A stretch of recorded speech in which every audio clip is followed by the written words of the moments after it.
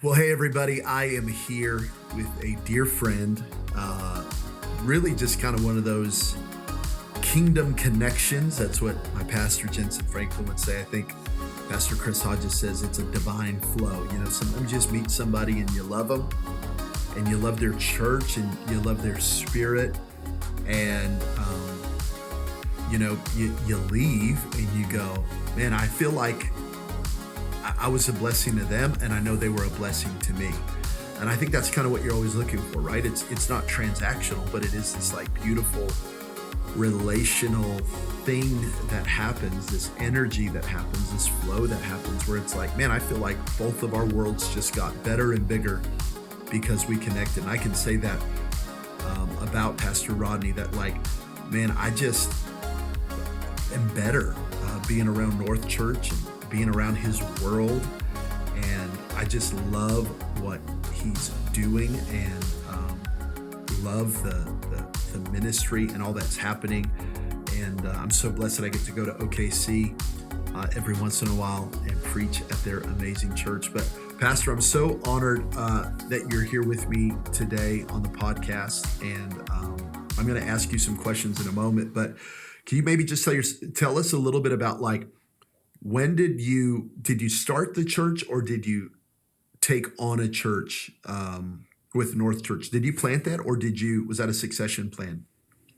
No, we planted the church, and I tell people we pioneered it. We did not have a mothering church, somebody coming alongside us, helping us. I did not have some of the support that you have now with some of the organizations like the ARC and Church Multiplication Network and many other opportunities out there are to be able to learn and grow. I actually have a degree in biochemistry, did not even go to seminary. And but I'd been involved with ministry at a high level, but I had not ever been on church staff in any form or capacity of a paid staff. As a student pastor, as associate, as a lead pastor, never. And so at 34 years of age, much like you, started in our living room. And we had 3 people show up at the first meeting. 2 of those people had just moved, a husband and wife, just moved from Texas. And some way they heard about us, and they'd only been here for a short time. And then another one was my neighbor who was not walking with Christ at time, though he kind of grew up in a church, but he was not walking with Christ at the time. And I tell people that was our first gathering, those 3 people, and really very little relational equity. But my neighbor got saved that night, and I tell people that we had our first service, we had a third of our congregation got saved. Let's go, revival. Absolutely. I don't even know if I've had those numbers since then. A third of the congregation got saved. So did you already live in OKC? I know you're in the Oklahoma City area, but like, were you already there, or were you living there? Yeah, no, I was already living in this area, north of Oklahoma City, several miles actually in another county. But, and so I've been living here for about 5 years when we started. It's interesting. When I say I wasn't ever on church staff, I was very much involved with ministry.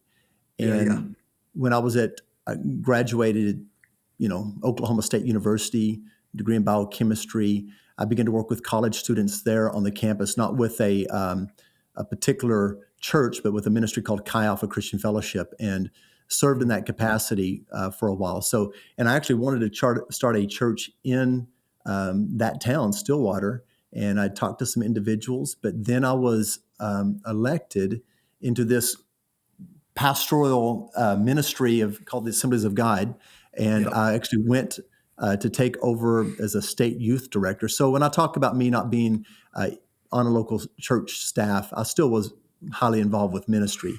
And then I read camps, conferences, and stuff for 6 years before we started the church. And then we started the church.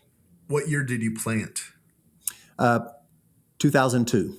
2002. How? Because you go now, and it's just the church is pumping and growing, and you're building a unbelievable now massive. I hate to call it an addition, because you're building a whole other massive new structure to your current property. It's unbelievable. But I've been able to go, and it's just the staff, the culture, the worship. How many years do you feel like it took you to start getting some momentum? Like, were you like, how many years were you all in, and then it was like, okay, this thing's moving? Was that a year? Was that 10 years? Like, because now No, now churches start, right. They start with 500 people, right, with Ark, and launch Sundays 500, right. So this is a different day. it is a different day, and it's necessary. The cost of things, inflation has put so much more challenges on young church planners, but yet there's so many more opportunities and the capacity to be able to start much larger. Yeah, and so for me, that momentum was very slow. We were a very slow growth model. I mean, what's happening with you is astounding.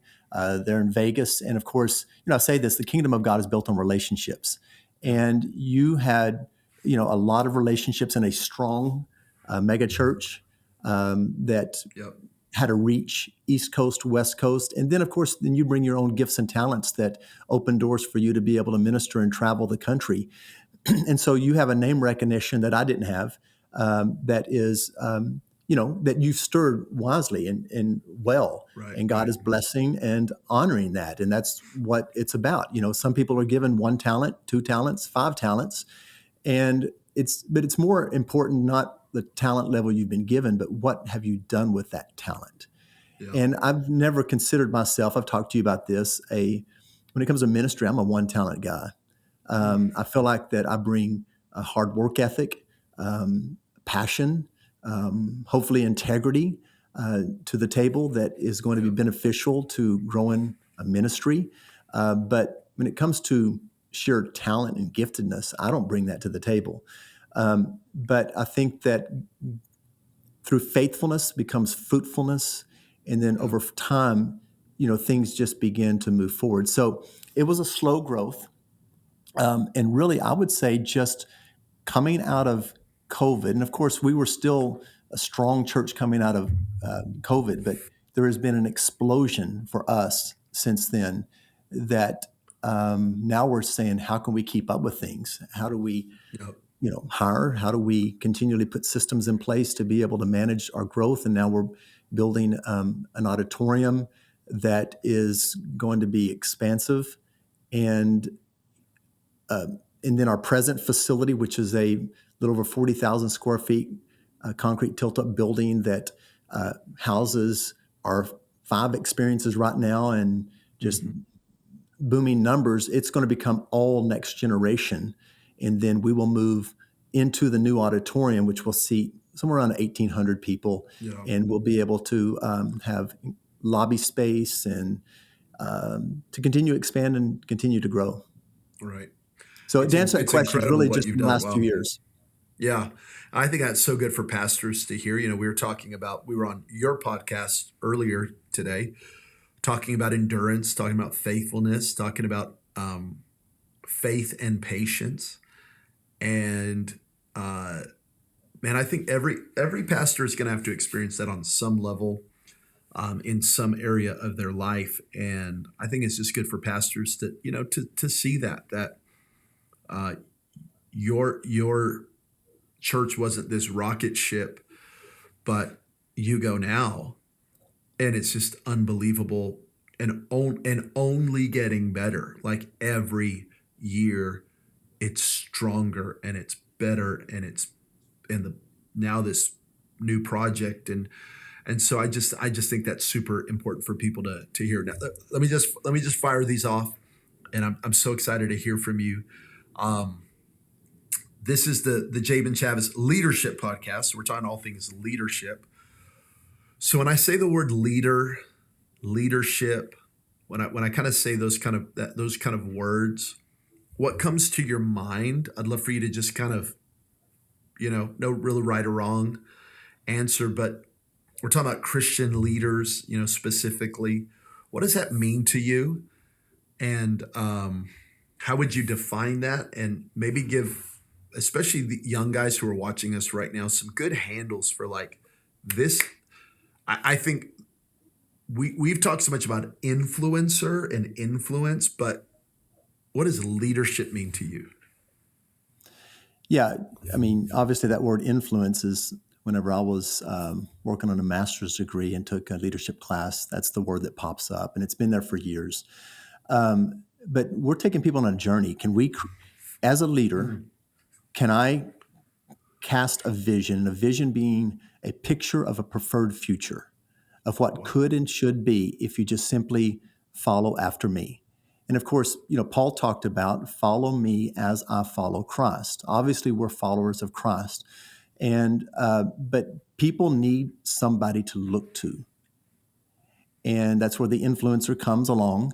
But they need somebody to look to, somebody, obviously, in the Christian sense of integrity, that's grounded in the Word of God, that's full of the Holy Spirit, that themselves are submitted to authority, but yet also they expect also others to submit to that authority. And then you create this picture through that vision that's given, um, and then you invite people along the journey with you, and Wow. they begin to believe that if I walk after and follow this individual, that they're going to be walking into greater kingdom encounters and experience and power, and to embrace all that God has for them. And one of our statements, and this is not something new as far as our vision statements, is we're about developing fully devoted followers of Christ who love God, love people, and follow Jesus.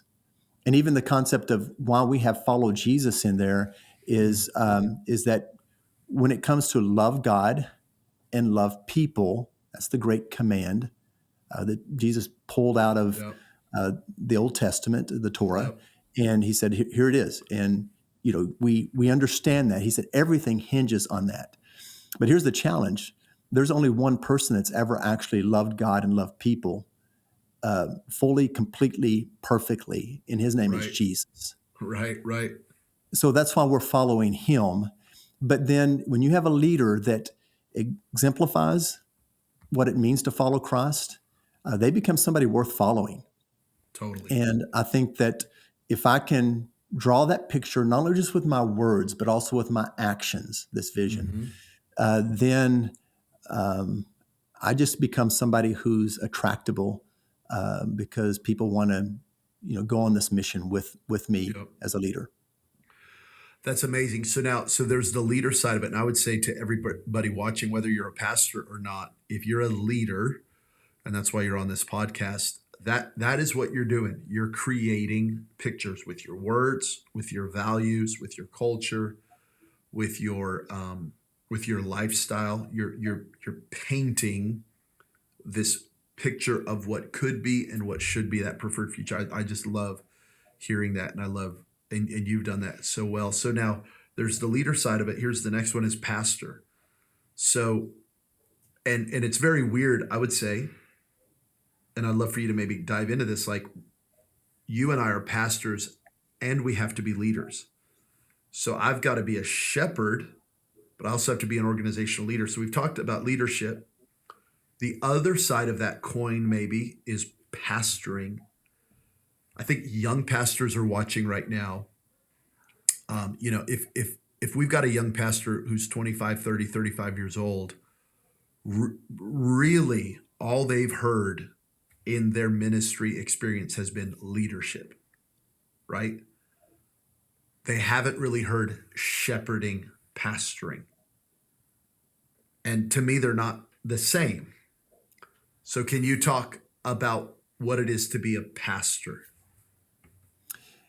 Jabin, this is one of the things that I probably struggle with more than anything else with young guys that have just this zeal and passion to be able to do what I've done, to do what you do, and and and what I struggle with is that oftentimes the real driving force is that they want the stage to be this leader or influencer, and really to be a shepherd requires you to be a servant. It's not just getting on the stage, it's being a servant. It's being able Mm. to have compassion for the sheep. It's being moved by their problems, their struggles, their journey, their issues.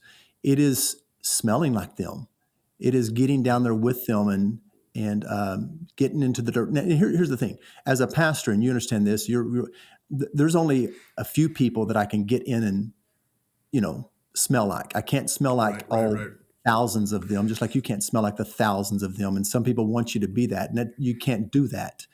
But I gotta be in the sheep pen with some of them, and I've got to be able to get in there where I begin to smell like the sheep. I understand their hurts, their issues, their struggles, and the pain that they're going through, because then it gives me what I need to do in regards to loving them well and preaching to them well and bringing to them what God wants me to bring to them. Because if I'm disconnected with where they're living, then man, help me. I cannot bring the word that God has for my sheep. Totally.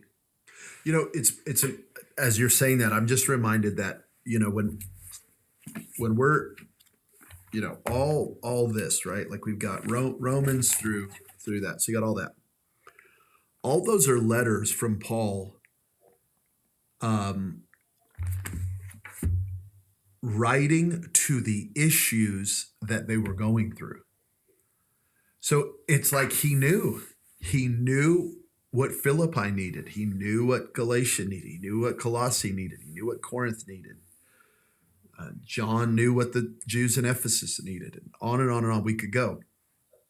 The writer of Hebrews is writing a book to a congregation, or a letter to a congregation, about what they're going through.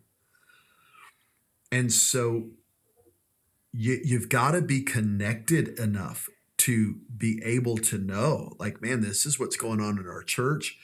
And, back in the day, Kenneth Hagin used to say, the pastor can't prophesy because he should be so relationally connected, or soul connected, heart connected, that he almost can't be prophetic.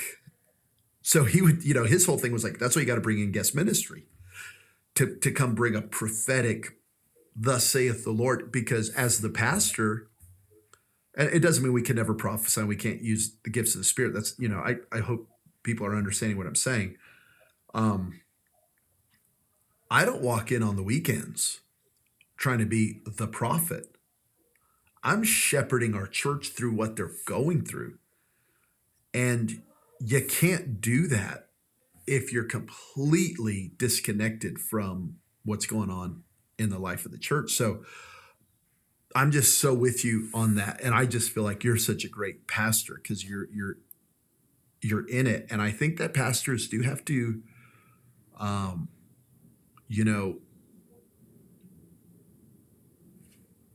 they've got to be connected enough with the people to be able to feel and sense the needs. And it doesn't mean you're preaching every weekend about the drama that's going on that week, but like you should be able to get a pulse. You should be able to feel a pulse for, like, man, we really need a relationship series right now, or God, we're getting inundated with financial requests. We need to teach people about money, or there's a lot of parents having issues with their kids. I always tell pastors, like, don't overthink that. Right. And walk me through, because I know our preaching is a little different. And I know I want to say you do some book study, like Bible book studies as well, like with the church. Walk me through kind of your approach to preaching as a pastor. People have told me I've really evolved, because I was really known as like that Pentecostal preacher, and I still have that Sure. gear every once in a while, especially on a Thursday night at North Church. But like I've had to evolve into pastoring the people in my teaching and preaching. Can you help pastors a little bit with how you approach it? Because I think it could be really helpful for them. No, that's good. So at North Church, one of the things we've evolved over the last many years is, when I started off, we did a lot of some topical, and then but I'm more of an expository type preacher. But we've evolved over the last many years where we are preaching along our reading plan. That's So right. we Okay, have, now I remember this. Yeah. So we have a reading plan 1 and reading plan 2. Reading plan 1 takes, if you read it all, it will take you through the New Testament and Psalms and Proverbs. Reading 2 incorporates the rest of the Old Testament. And so what we do is we preach our, whatever it is we're doing from our reading plan. Whatever reading that's 7 to 14 days or so, we picking a text out of there, and that's what we are bringing. And most of it's pretty much expository type preaching. And we lean into that. And so what that means is, like, if we're just coming out of the book of Acts and Jeremiah, and it means that we may just cover a little bit, but then we're coming back next year and we're diving more into, and I feel like it's been so good for us. And I don't know very many churches that do that. And I know a lot of churches that will take like the book of John and they'll spend a year on the book of John. Right. Nothing wrong with that. To me, I think I would get a little bit bored with it. Yeah, I don't know. couldn't. Yeah. And so I love our rhythm right now. I love what we're doing in regards to, we've been doing this for several years, and it's not getting old. It's actually, we'll come back around to, that book of the Bible, a year from now, and then we'll look at, okay, what did we cover the last few years? And we'll look into other parts of, and I think it really helps people as they're reading day to day, and they're actually, receiving Right. extra nuggets and stuff on what they're reading. And actually, we've started something called a North Bible Recap, which really dives into it, a podcast that really dives into week to week, those 7 days, what are we reading? And then we really dial in and we really talk about it. And I invite, I always have one of my staff members that do the hard work and put in all the research in, and we'll sit down, and then I will discuss it with them. And it's been very positive for us to do that. I love that. And I think this is a good thing to just remind pastors of too. Like, so you're doing that. I'm doing, 8 or 9 series a year on average, because there's some weeks where we're not in a series, but 8 or 9 series a year. I like that. A few of those are usually a Bible, like a book of the Bible. And for me, those aren't exhaustive. Those are 4 to 6 weeks. You know what I mean? So I'm not in Ephesians for a year. You know what I mean? It's like I kind of hit all the things that I want to hit, and then move on to the next thing.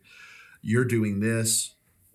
Some guys like my pastor Jensen, he's writing a fresh, hot out of the oven word from God every Saturday morning, right? And like Stephen Furtick does that as well. And I think, as I would say, great preaching starts with an interested preacher. So like, preacher, if you're into it and you're excited and you're walking into the pulpit fired up, you're already a step ahead. It's gonna be hard to swing and a miss, because you're pumped and you're excited. And I think so if it's doing like what Rodney's doing, if it's doing what I'm doing, Jensen, whatever, I would just say do something that's stirring you up, because I think that's where it all starts. It's like, if you think about a great sermon and it's like, man, you loved it and you were excited about it and you really felt that burden for it, that conviction, that weight, man, it's going to be super helpful. Now, one more thing, you're now a grandfather, father of adult children. So you've walked through many seasons as a pastor, from pastoring with little kids up to now adult children. I don't think, are any of your kids in full-time ministry? They're not in full-time, right? No. My son is a lawyer, and but he leads one of our North groups. And in our North group is several of our pastors, Christian Velez and his wife, Natalie, Christian, and several of our pastors are actually in his North group. And Wow. He and his wife are amazing. Of course, they have 4 children. And so the way they do it in this small group is they basically have one week is the guys and the next week's the girls. And so they have it in the house. So if he's doing the guys that day, all the guys show up, because all of them have families, and it's hard. It's hard when you start having kids. And so they just do every other week. So the guys will be together. She's responsible for putting the kids to bed at 8 o'clock. So they start like at 8 o'clock at night. And then she's putting the kids to bed, and all the women are staying home. And then the next week they switch. and the women come and get together, and the guys are responsible for the kids. And I think it's That's working really amazing. good for them. So that's my So son, and I now, have a daughter. Go ahead. yeah. Then your daughter. And then I have a daughter that is a CPA. She worked hedge fund company in Dallas for several years. They got tired of the downtown living, big, and so they've come back and they've bought some land and they're building them a house and trying I to love live that. off the land type stuff while she's continuing to be a CPA, and he's a realtor and also a gym workout guy.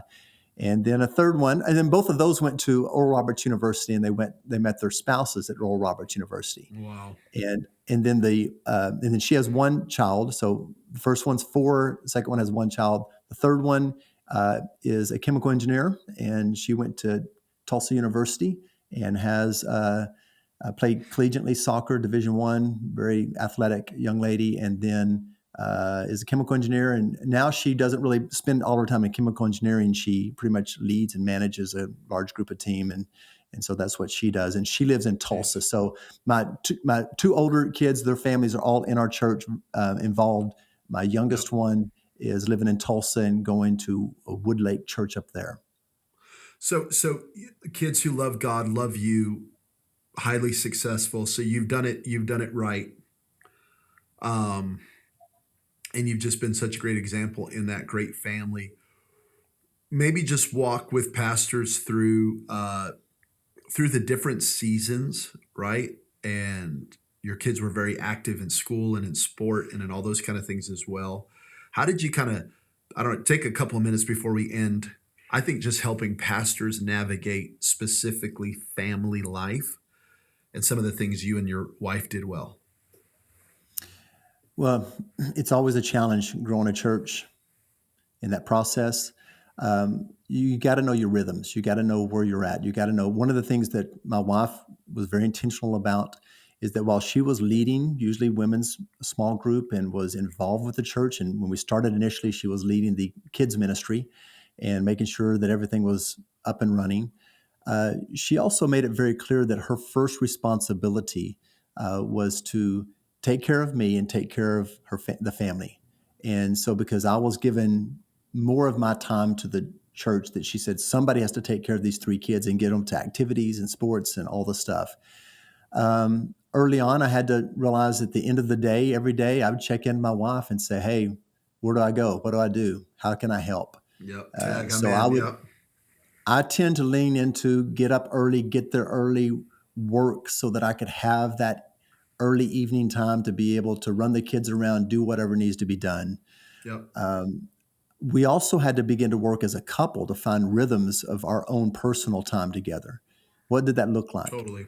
And when the kids were very, very small, I'm talking about elementary age and down, what we would typically do is we would pick, every couple of months or so, where we'd bring somebody in to stay the night with the kids, and we would try to leave and go to a bed and breakfast that was just, not very far away, just Yep. 40 minutes away or 30 Yeah, a minutes little away, and we go staycation or whatever. Yeah. just a 24 hours where we just locked ourselves in a room and it's just us, and we would maybe go out to eat and come back to the place or order Yep. food in, and just that was kind of a rhythm a little bit we had when they're really young. When the kids began to get very active in sports, we began to change that to afternoon dates, where it was Wednesday at the time, that I would come meet her somewhere for lunch, Mm. and we would have an extended lunch, extended time, together or whatever. But we begin to find those rhythms of what works for us. Mm-hmm.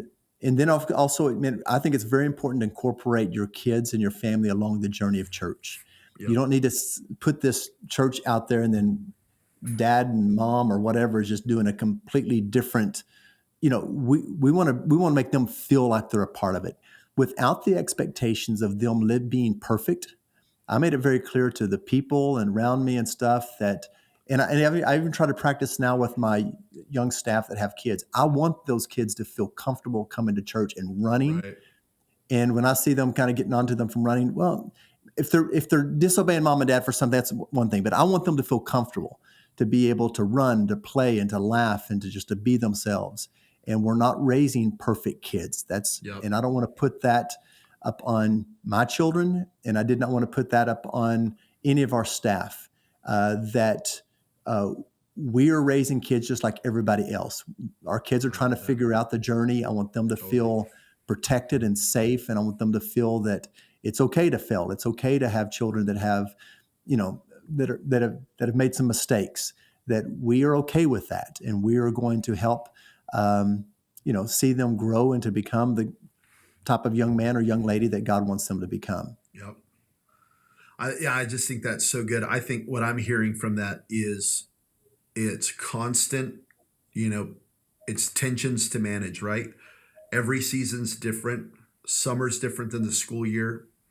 Third grade's different than the seventh grade.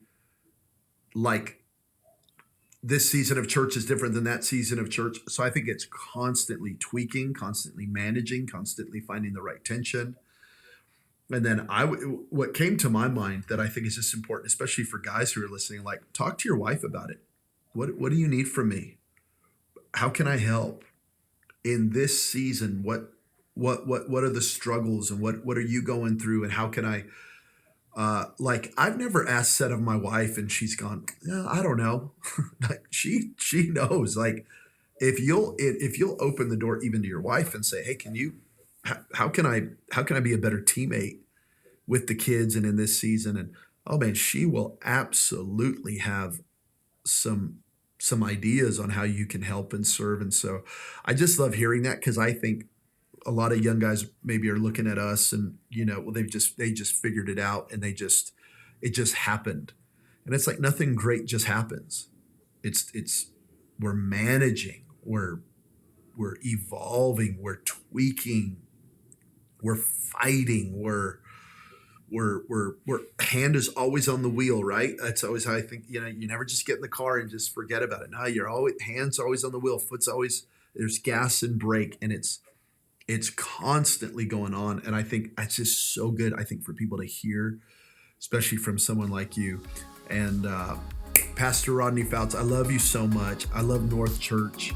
I love all that you guys are doing. And I so appreciate the friendship, the generosity over the years, the great conversations that we have always had. And I love that we're now having one on camera, so that some of my friends can meet some of my friends, some people in my world that haven't been able to meet you. I'm so glad that they're now being able to do that.